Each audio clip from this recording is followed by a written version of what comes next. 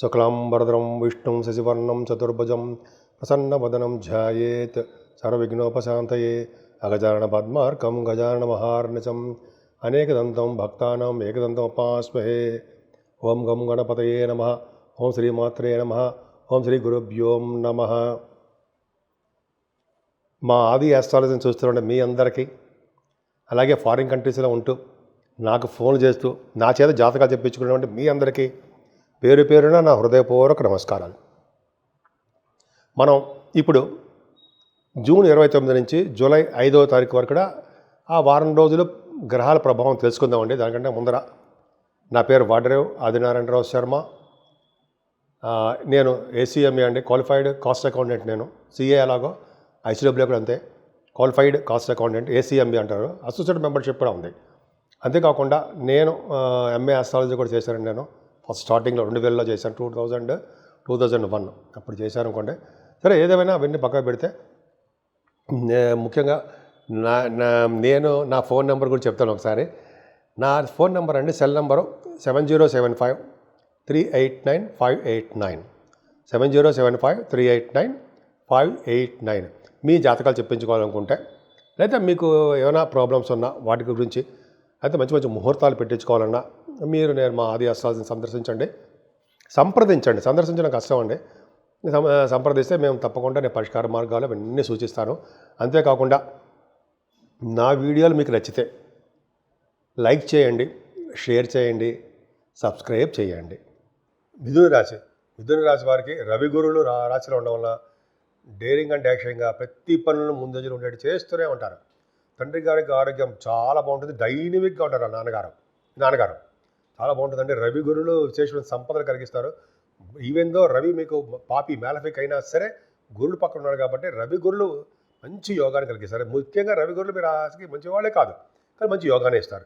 బుధుడు ద్వితీయ బలం ఉండడం వల్ల చక్కటి వాక్కు, కంటి చూపులు బాగా ఇస్తాడు ఆయన. ఎక్కువగా మాట్లాడితే శక్తి మీకు ఉంటుంది. ధన సంపాదనలో ఎప్పుడు ఎవరికి తీసిపోరు అనమాట. ఎదుటి వాళ్ళకి ధనం ఇచ్చే పొజిషన్లో మీ శక్తి ఉండబోతోంది అంటే సందేహం లేదు. బుధుడు చాలా బాగున్నాడు, రాష్ట్రాధిపతి.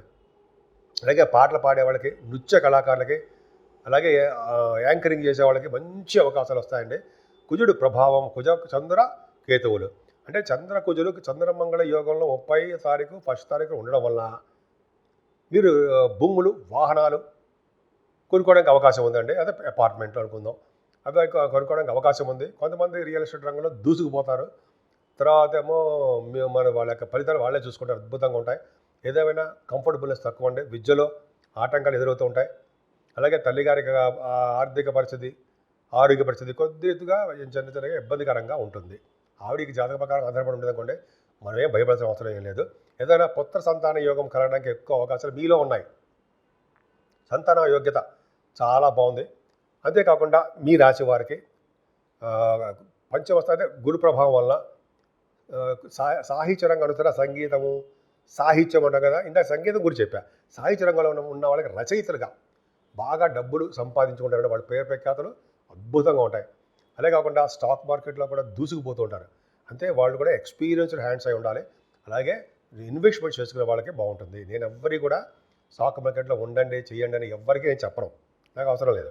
కాకపోతే అంటే మీకు సప్తమ భావాన్ని కూడా గురుదృష్టి ఉండడం వల్ల, అలాగే మీ భార్యాభర్తలు కలిసి ఉండడమే కాకుండా హాయిగా హ్యాపీగా సంతోషకరంగా ఉండడానికి అవకాశాలు ఎక్కువ.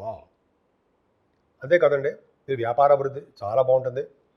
వ్యాపార అభివృద్ధి అంటే ఏంటంటే మీరు చేస్తున్న ఏ వ్యాపారం అన్నది, అందుకే సప్తమ స్థానము, కడతర స్థానము, విజయస్థానం, సక్సెస్ స్థానం అంటాం కదా. మీ వ్యాపార అభివృద్ధి దరిద్ర ప్రవర్ధమానం అయిపోతూనే ఉంటుంది. మీ రాశి వారికి భాగ్యస్థానంలో రాహు ఉన్నాడు కదా. రాహు బాహుమేకి తిప్పుతాడు, ఎక్కువ తిప్పుతాడు.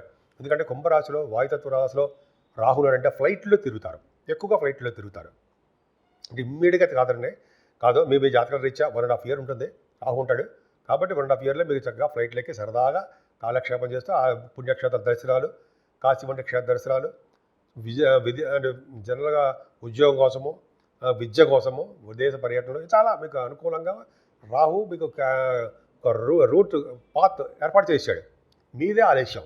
కష్టపడండి, చదవండి, విదేశాలు వెళ్ళండి, కష్టపడండి, ఉద్యోగాలు తెచ్చుకోండి, విదేశాలు వెళ్ళండి. అలాగా విదేశాలు వెళ్ళిపోవాలని నేను కోరుకొని ఉంటాయి. అంటే మీ చదువు రీత్యా విదేశాలు తీసుకోవడానికి కొంతమంది జాతకాలు ఆధారపడి ఉంటుంది. ఇద్దరు శని దశమస్థానంలో శని పొలిటికల్ రంగంలో ఇన్ఫ్లుయెన్స్ చూపిస్తూ ఉంటాడు. అంటే పదవులు రావడము, ప్రజాదరణ, ప్రజాభిమానము, ప్రజలకి సేవ చేసుకోవడము, ఇవన్నీ కూడా ఉంటాయి. అంతేకాకుండా గంగా స్నానం చేయించడం మొనగాడు శనీశ్వరుడు. వ్యవసాయదారులకు వ్యవసాయం అంటే ఇష్టపడేటట్టు చేసేవాడు కూడా భగవంతుడే, శనీశ్వరుడే. అలాగా ఉన్న గ్రామాన్ని వదిలి బయటకు వచ్చే స్థితి చేసేవాడు శనీశ్వరుడే. అలాగే మీకు రకరకాలుగా మంచి మంచి యోగాన్ని కలిగించేవాడు, ప్రొఫెషనల్గా బాగా డెవలప్ చేసేవాడు కూడా శనీశ్వరుడే. కింద స్థాయి నుంచే పై స్థాయి వరకు కూడా కష్టపడి ఉద్యోగం చేసి పైకి వచ్చే స్థితికి తీసుకొచ్చేవాడు కూడా శనీశ్వరుడే. లాభంలో శుక్రుడు అడుగుతారా, మంచి యోగాన్ని కలిగిస్తాడండి. ఫైనాన్షియల్ స్టేటస్ అంటే ఇప్పుడు లాభంలో లేడు, 12వ భావంలోకి వచ్చాడు. 12th హౌస్లోకి రావడం కూడా మీకేంటి మంచి చేస్తాడు తప్ప చెడు చేయడండి. 29వ తారీఖు 12వ భావంలో ఉన్నాడు. అంటే అమ్మవారి యొక్క దర్శనాలు చేసుకోవడానికి ఎక్కువ అవకాశాలు ఉంటాయండి. అవి అమ్మవారి దర్శనాలు చేసుకుంటూ ఉంటారు. అలాగే మంచి మంచి బట్టలు కొనుక్కుంటారు. మంచి మంచి వాటికి డబ్బులు విపరీతంగా ఖర్చు పెట్టేస్తుంటారు. అలాగే ధనాన్ని కూడా ఎలా పోగు చేయాలి, ఎలా సేవ్ చేయాలని కూడా మీకు బాగా తెలుసు. ఈ విధంగా చాలా బాగుందండి. ముఖ్యంగా రాహుకేతుల మధ్యలో 12 రాత్రులు ఇరుక్కుపోయాం అంటే ప్రాబ్లమ్స్ ఉన్నాయి. అందుకని ఎట్టి పరిస్థితుల్లో అమ్మవారి గుడికి వెళ్ళడము, దర్శనం చేసుకోవడము, అమ్మవారికి కుంకుమ పూజలు, పౌర్ణమి పూట, అమావాస్య పూట హోమాలు, ఇలాగా మనకి శక్తి కొనది మనం అమ్మవారికి దగ్గర అయితే రాహు వల్ల వచ్చే దోషాలు తగ్గుతాయి.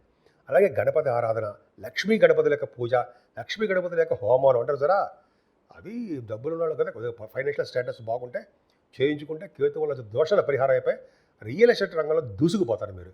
సో ఈ విధంగా చాలా బాగుందండి. మీరు ముఖ్యంగా పూజించవలసిన దేవుడు చెప్పాను ఆల్రెడీ, సుబ్రహ్మణ్య స్వామిని పూజించడం వల్ల అన్ని రంగాల్లో మీరు ముందంజలో ఉంటారు. మేషరాశి నుంచి మీనరాశి వరకు వారికి అందరికీ కూడా పరిష్కార మార్గాలు అంటాం కదండి, రెమెడీస్ అంటాం కదా. అసలు ఏం చేసుకుంటే ఈ నెల మొత్తం కూడా జూన్ ఎండింగ్ అనమాట, జూలై నెలలో ఈ వారం రోజులు మనం ఎలా ఉంటాం, మన ఆరోగ్య పరిస్థితి ఎలా ఉంటుంది, మన వ్యాపారాలు ఎలా ఉంటాయి, మన పిల్లలు ఎలా ఉంటారు, ఇవన్నీ తెలుసుకుందామండి.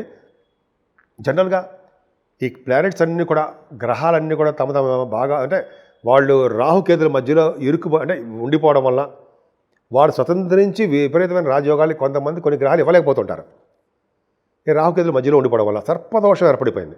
ఇంతకుముందు కుజుడు కూడా ఉండిపోవడం వల్ల కుజుడు కూడా సర్పదోషం ఏర్పడిపోయింది. కానీ కుజుడితో కలిసి ఉండడం వల్ల, కేతువు కూడా ఉండడం వల్ల, కేతువుతో కలిసిన రాహుకేతులు ఉండడం వల్ల సవ్యకాల సర్పదోషం ఏర్పడిపోయింది.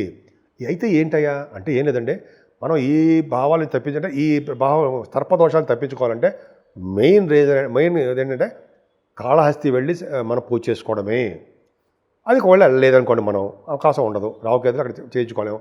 మన ఊళ్ళోనే మంగళవారం అమ్మవారిని పూజించినా అది కుదరదండి మనకి. మనం అమావాస్య పూట కానీ పౌర్ణమి పూట కానీ చాలామంది అమ్మవారి గుళ్ళల్లోనే పూజలు చేస్తారు, హోమాలు చేస్తారుంటాయి.